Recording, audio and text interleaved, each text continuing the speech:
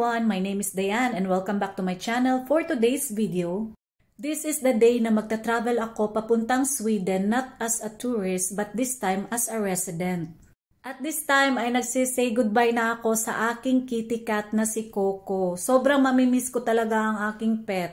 Parang nakakaramdam rin si Coco na aalis ako ng matagal kaya parang sad din siya at hindi mapakali during that time.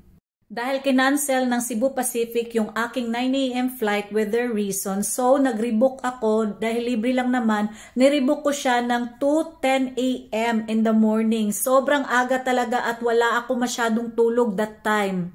Pero laban pa rin ang aking beauty, no? At this moment ay nakarating na kami sa Davao International Airport. Kasama ko ang aking mama, ang aking papa, ang aking brother. Kahit na yung aking brother ay may work, ay sabi niya, I will stay up late for you sis at ihahatid kita. Sasama ako sa inyo.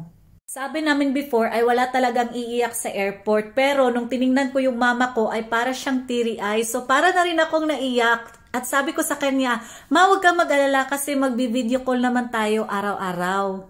And I guess airport is one of the saddest places in the world kasi sobrang bigat talaga ng pakiramdam na magsisay goodbye ka sa mama mo, sa papa mo at sa kapatid mo. Deep inside ay para na rin akong naiyak pero nilakasan ko na lang yung loob ko dahil this is it.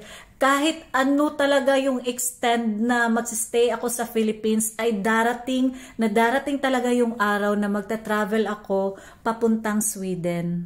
Nandito na ako sa loob ng aking gate at as you can see dito sa aking video ay kumpleto na talaga lahat yung mga pasahero at napakaaga namin. Actually, medyo ahead kami ng konti sa aming flight schedule. This flight is actually from Davao bound to Manila Airport. Habang kami ay nasa Himpapawid ay I took the chance na magkaroon talaga ng kaunting sleep kasi wala talaga akong masyadong tulog. At during that time, yung mga nakikita nyo dito is kalalapag lang namin dito sa Manila International Airport. So nandyan kami sa labas at maghihintay kami ng bus para sunduin kaming mga passengers. So eto na yung bus na magsusundo ng lahat ng mga pasahero papunta sa Terminal 3 sa loob ng airport. Ako naman ay nag-aantay sa aking turn para makapasok at makaupo sa bus. Here I am sa loob ng bus. After niyan ay nakapasok na ako sa loob ng NAIA Terminal 3. Grabe, sobrang aga ko talagang nakarating dito sa NAIA Terminal 3. Dahil sobrang napaaga yung aming flight kumpara doon sa aming original flight schedule. At nandito na muna ako nakaupo habang naghihintay ako sa aking baggage kasi hindi pa naman nagsastart yung baggage conveyor.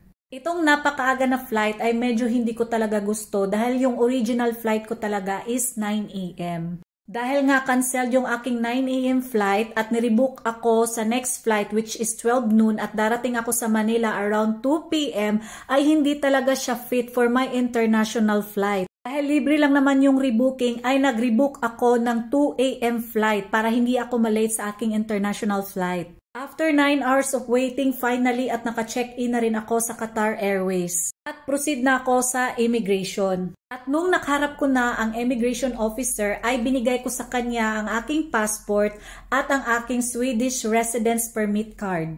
Tiningnan ng immigration officer yung Swedish residence permit card ko at tinanong niya sa akin kung ano daw ang ibig sabihin ng OP Hols och Arbetstillstånd. Ang sagot ko naman sa kanya na ang ibig sabihin nun ay residence permit at the same time working permit. At nilagyan na ng stamp ng immigration officer yung passport ko at binigay niya sa akin dahil okay na daw ako. Walang ibang documents na hiningi sa akin pero dinala ko lahat yung mga documents. Finally, makaka-relax na rin ako after baggage check-in at immigration. Eto at mai-enjoy ko na talaga ang aking first proper meal of the day. Medyo mahirap kasing mag-dine-in kapag mag-isa ka lang mag-travel dahil hindi mo pwedeng basta-basta iwan mo na lang yung mga bag mo. After hours of waiting ay nandito na ako sa aking gate at we are boarding during this moment. This is Manila flight bound to Qatar. Ako lang ba yung parang nakakaramdam na medyo sad kapag magbo-board na yung plane at aalis na talaga sa Philippines? Parang, ay, bye Philippines! Parang nakakasad lang talaga siyang isipin. But anyways, it's just my feeling. So after 9 hours of flight from Manila to Qatar, ay kalalapag ko lang dito sa Hamad International Airport ng Qatar. Sa sobrang pagod ko dahil wala akong masyadong tulog from Davao, ay nakatulog talaga ako sa aking entire flight papuntang Qatar. At happy naman ako kahit papaano ay nakatulog ako during my entire flight. Dahil hindi pa dito nagtatapos ang aking flight dahil may layover ako for 3 hours dito sa Qatar. While waiting for my next flight going to Sweden, ang ginagawa ko talaga ay nagre-relax talaga ako. Like nagwo-walking, nagtitingin-tingin sa loob ng airport para na rin ma-stretch yung aking mga legs. After that, nagtitake ako ng small snack like coffee at pumupunta ako sa comfort room para mag-toothbrush at para na rin manghilamos at kung ano-ano pa at magpaganda, mag-retouch. Every time talaga kapag nagta-travel ako papuntang Sweden, gusto ko talaga mag-layover dito sa Qatar dahil sobrang relaxing talaga at napakaganda ng kanilang airport. At sobrang lakas din ng free wifi nila dito sa loob ng airport. As in, hindi ka talaga mabuboard while waiting for your next flight dahil na makakapag-cellphone ka, makakapag-update.